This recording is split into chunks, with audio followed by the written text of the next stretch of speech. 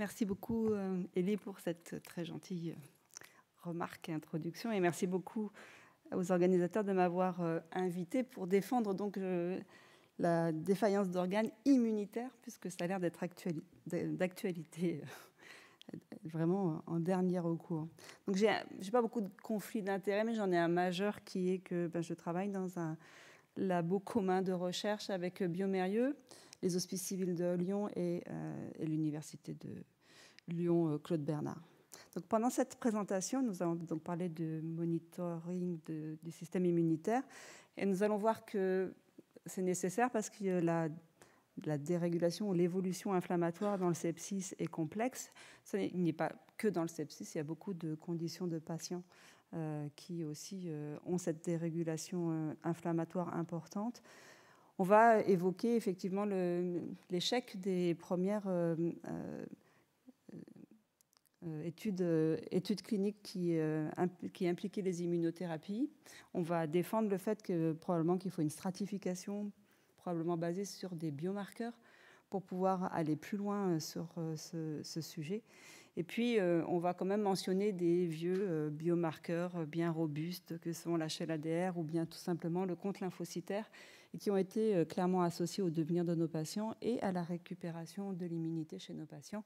Et on verra si on a des nouveaux outils. On ne balayera pas tout parce que ce serait trop long, mais si on a quelques pistes réelles et solides pour faire de la médecine personnalisée pour nos patients, comme on dit. Alors ce schéma, il est maintenant très connu et très classique et à peu près admis. C'est l'évolution inflammatoire chez les patients qui présentent un sepsis avec une phase pro-inflammatoire initiale et puis une régulation anti-inflammatoire secondaire. Donc une partie des patients vont rester dans cette phase pro-inflammatoire et on les a un tout petit peu peut-être évoqués lors du précédent topo. Je ne vais pas m'étendre là-dessus, mais en tout cas, ceux-là vont probablement mourir rapidement. Les autres qui vont être capables de survivre à cette phase pro-inflammatoire grâce à un contrôle anti-inflammatoire, éventuellement vont retourner vers l'homéostasie.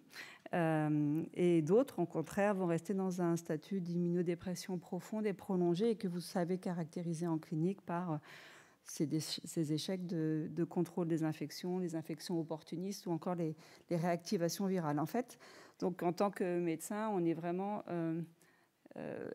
confronté à une grande hétérogénéité de cette population et qui est hétérogène dans le temps.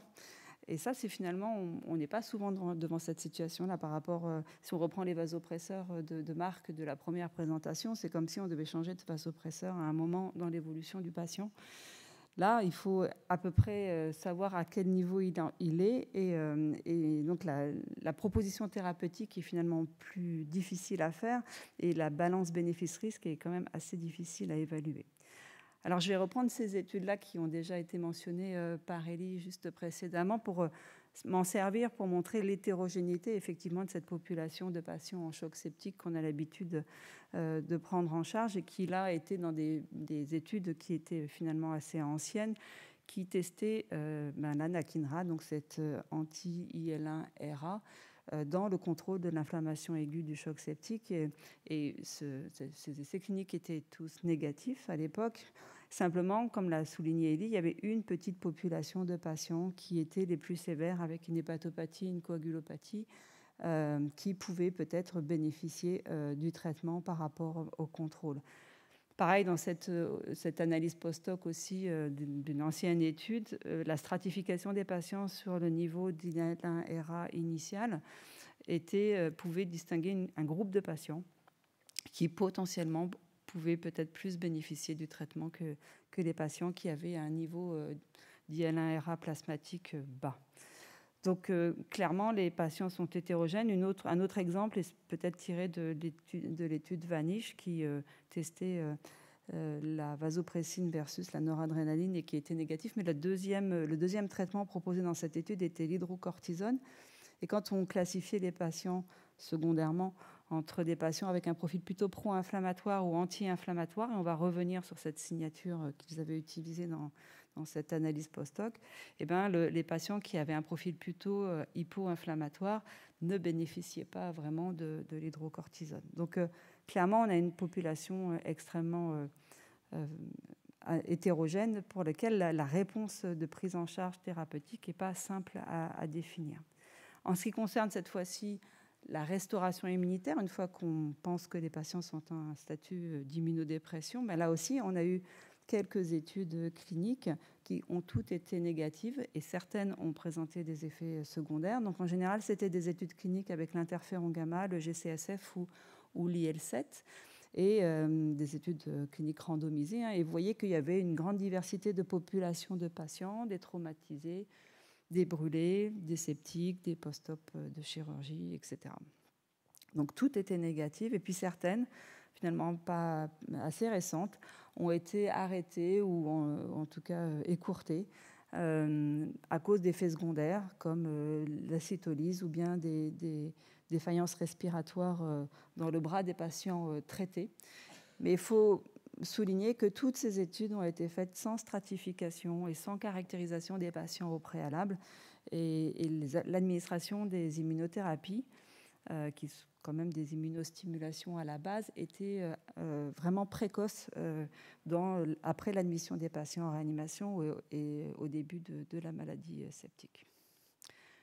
Donc on peut penser que finalement ces échecs d'immunothérapie, si on est convaincu qu'il existe une immunosuppression chez les patients de réanimation, sont probablement liés à une dysrégulation de l'inflammation qui est complexe et pour lequel il faut probablement répéter un monitorage de la fonction immunitaire, que cette approche d'une seule stratégie pour tout le monde doit être probablement abandonnée, que la population est trop hétérogène et qu'on doit évoluer vers une stratification de nos patients et une sélection de nos patients de réanimation. Et si on veut prouver des choses dans des études, probablement évoluer vers une sélection des patients par les biomarqueurs. Alors les biomarqueurs, pour savoir qui est immunodéprimé dans nos réanimations, en fait, les pionniers, il faut l'admettre, ce sont les chirurgiens qui, à la fin du siècle dernier, se sont été inquiets de l'évolution catastrophique de leurs patients qu'ils avaient opérés pour des chirurgies majeures. Et ce sont les premiers à avoir imaginé des tests basés sur l'évaluation de l'immunité des patients. Et ils ont mis en évidence que les patients qui avaient, en préopératoire, des patients qui allaient avoir une évolution compliquée, avaient des altérations de la fonction des neutrophiles et de la réactivité, d'hypersensibilité, et que ces anomalies étaient donc bien associées au devenir des patients. Mais bien sûr, ces tests n'étaient pas très standardisés et sont restés assez confidentiels.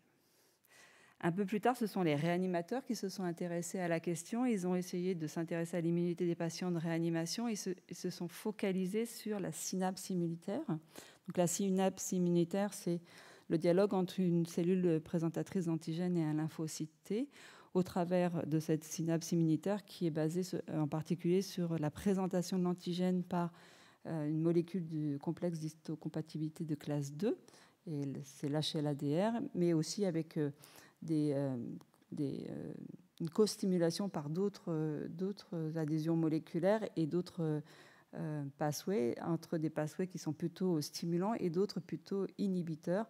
En particulier, vous connaissez celui entre PD-1 et PD-L1.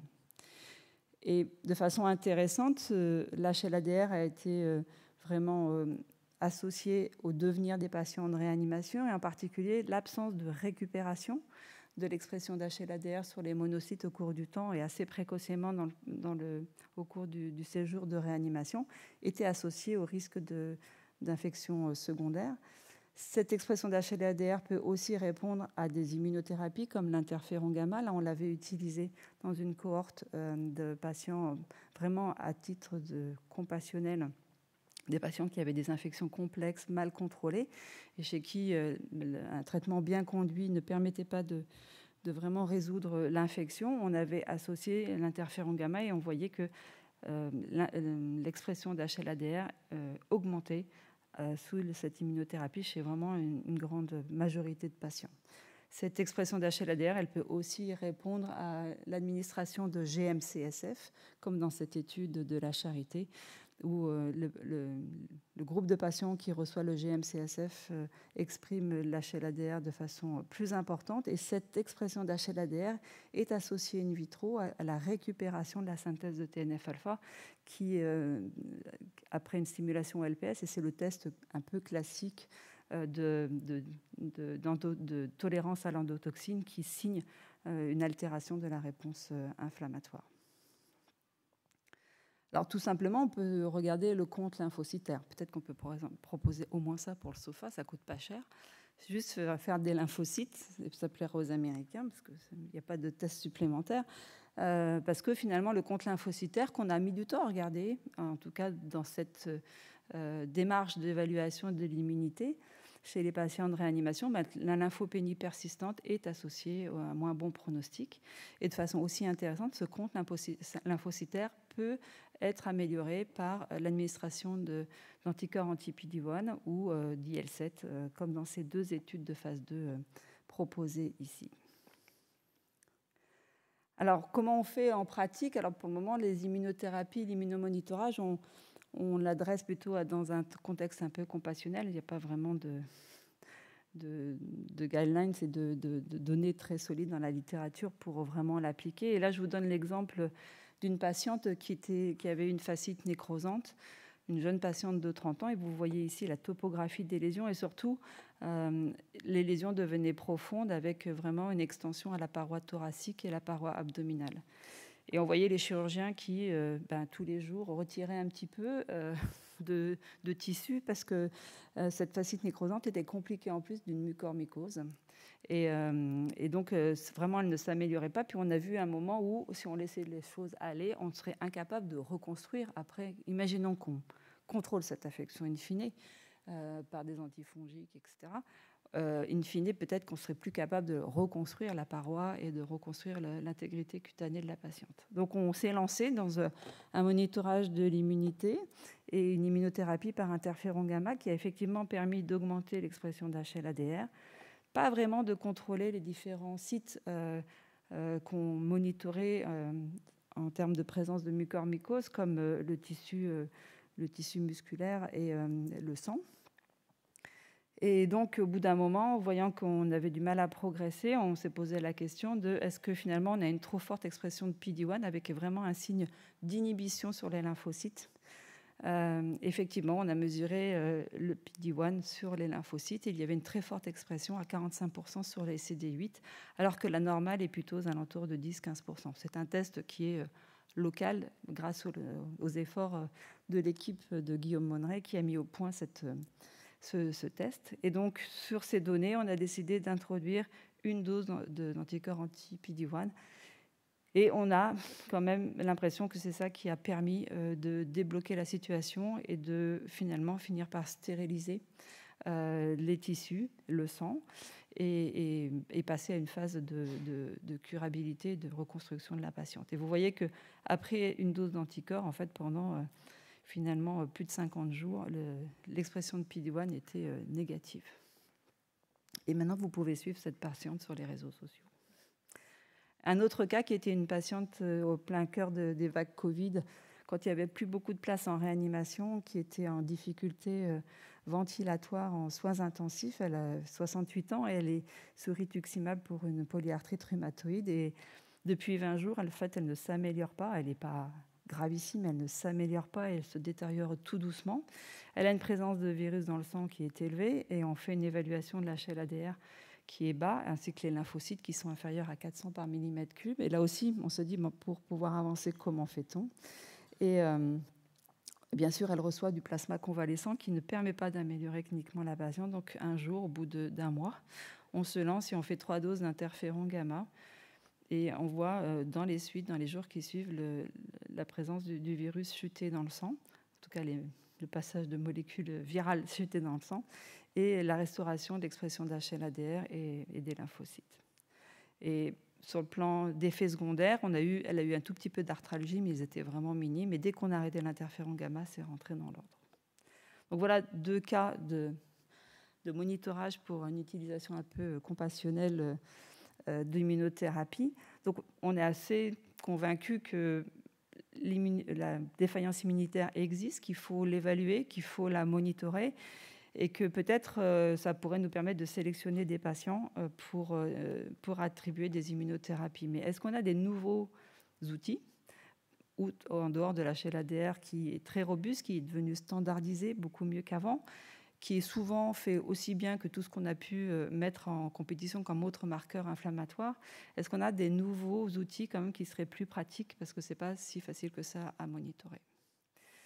Alors, une équipe anglaise a récemment vraiment identifié 2 signatures qu'ils appellent Sepsis Response Signature, qui sont la signature SRS1 et 2, l'une étant plutôt hyper-inflammatoire et l'autre étant plutôt associée à l'hypo-inflammation. Cette signature, même s'ils ont exploré énormément d'expression de gènes, ils l'ont réduite à l'expression de 7 gènes, donc c'est de l'expression génique. Ils ont corrélé la signature SRS1 à in vitro, à des tests in vitro compatibles avec le diagnostic de tolérance à l'endotoxine. Et ce qui est intéressant, c'est que finalement, cliniquement, avec les critères cliniques, on n'était peut-être pas capable de faire une aussi bonne classification associée à l'outcome qu'avec cette signature. Secondairement, ils ont utilisé cette signature pour faire un score, dont je vous passe les étapes, qui sont un petit peu complexes, même pas pour moi en tout cas. Et ils ont regardé l'évolution de ce score dans les premiers jours des patients en réanimation. Donc j'ai oublié peut-être de le dire, c'est des patients qui avaient des pneumopathies avec un choc septique. Et la décroissance de ce score, donc la baisse de la gravité mesurée par ce score issu de cette signature génique, était associée à l'outcome des patients de réanimation. Plus le score baissait dans les 5 premiers jours, meilleur était le devenir du patient. Alors, il faut être franc, cette signature, elle a été confrontée à d'autres signatures qui essayaient d'approcher à peu près l'outcome de la même façon pour cette même catégorie de patients, on va dire, de réanimation. Et en fait, ça a été fait dans cette étude sur la cohorte hollandaise Mars, et des clusters qui avaient été trouvés au sein de cette cohorte qui définissaient différents profils de patients n'étaient absolument pas superposables au profil inflammatoire décrit par la signature précédemment citée. Quand on s'intéressait à des scores ou des endotypes cliniques qui étaient identifiés dans l'étude Seneca, là encore, on n'avait pas du tout de relation ou de corrélation entre la signature clinique des endotypes et la signature inflammatoire. En particulier cet endotype gamma, qui était le plus inflammatoire. Vous voyez que les patients se répartissaient entre les deux aspects, les deux profils inflammatoires de la signature, qui étaient aussi bien dans le SRS1 que le SRS2. Donc, on a l'impression que ce n'est pas complètement abouti. Nous-mêmes, dans le laboratoire, avec Biomérieux, on a essayé de développer une signature à partir de 11 gènes et associés au devenir des patients, que ce soit en termes de mortalité ou de risque d'infection secondaire. Et on voit que cette classification obtenue avec cette signature, avec ces 11 gènes, était finalement reproduisait assez bien la classification qui était obtenue avec l'HLA-DR. On en a aussi fait un score en gardant 8 de ces gènes pour essayer de prédire l'infection en réanimation. Là aussi, sur la training cohort, c'était assez satisfaisant. Sur la testing cohort, les résultats étaient un peu moins bons. Donc, on voit que ce sont des outils qui ne sont pas complètement aboutis, mais en même temps, en tant que clinicien, on n'a pas grand-chose. Donc, peut-être que même s'ils ne sont pas parfaits, ils pourraient peut-être apporter quelque chose à notre raisonnement clinique pour essayer d'individualiser les patients vraiment à risque de mauvais devenir. Et ce sont des outils qui mesurent l'expression génique et qui, au plan technique, sont tout à fait transposables sur des tests rapides et même pour des tests avec des appareils qui seraient dans les réanimations. Donc, il y a quand même peut-être un peu d'espoir de ce côté-là. Alors, on l'a évoqué déjà, actuellement, le monitorage de l'immunité, il est fait en réanimation à la phase aiguë, et c'est ce que propose l'étude PROVIDE. Et puis on attend les résultats de l'étude Immunoceps qui ont cherché à classifier les patients très tôt dans la prise en charge entre les patients immunodéprimés qui étaient plutôt avec un HLA-DR bas et les patients plutôt hyper-inflammatoires qui avaient une hyperferritinémie. Et dans la stratégie serait les patients immunodéprimés avec l'HLA-DR bas recevraient de l'interféron gamma, quand les patients qui sont hyper-inflammatoires, eux, recevraient de l'anakinra. Un des gros problèmes qu'on va avoir avec cette démarche-là, c'est qu'une bonne partie des patients, à peu près 40%, ont les deux caractères, c'est-à-dire à la fois l'HLA-DR bas et la ferritinémie haute. Et donc cela, finalement, on ne sait pas trop ce qu'il faut faire. Donc là, ils évoquent le syndrome d'activation macrophagique, mais je suis d'accord que ce n'est probablement pas la bonne caractérisation de cette phase de ces patients hyper-inflammatoires. Donc je garde le terme hyper-inflammatoire. Et probablement, cette population est assez faible, en fait. En ce qui concerne notre équipe, en fait, nous, on s'intéresse surtout à suivre l'évolution d'HLA-DR, puisque dans notre cohorte de patients, on a mis en évidence que les patients qui récupéraient une expression rapide d'HLA-DR ou même assez lente d'HLA-DR au cours des 3 premiers jours étaient associés à un bon devenir, alors que les patients qui diminuaient l'expression d'HLA-DR ou avec un HLA-DR qui restait très bas, eux étaient associés avec une mortalité plus élevée, des infections secondaires plus élevées et un temps de réanimation plus long. Donc, en conclusion, ce pourquoi on milite un petit peu en termes d'immunomonitoring, c'est que, quelle que soit l'admission en réanimation, nous avons à traiter au mieux les sources, les risques infectieux chez les patients, mais peut-être aussi à évaluer cette défaillance immunitaire qui peut être considérée comme la 7e défaillance d'organes. Donc à la phase aiguë, vous allez pouvoir mesurer la lymphopénie, tout simplement, peut-être l'HLA-DR si vous l'avez dans votre centre ou dans votre hôpital, et elle sera probablement basse, enfin les deux marqueurs seront probablement effondrés, et ça va avec la sévérité initiale. On a vu qu'il y a peut-être une petite population de patients qui présentent une hyperinflammation. Peut-être qu'un jour, prochainement, on nous dira qu'il faut les caractériser avec la ferritinémie et leur administrer des anti-inflammatoires. Après, au cours de la première semaine, à la fin de la première semaine, on peut réévaluer la dysfonction immunitaire, toujours par l'HLA-DR et la lymphopénie. Et si ça persiste, on sait que cette population va avoir un très mauvais devenir.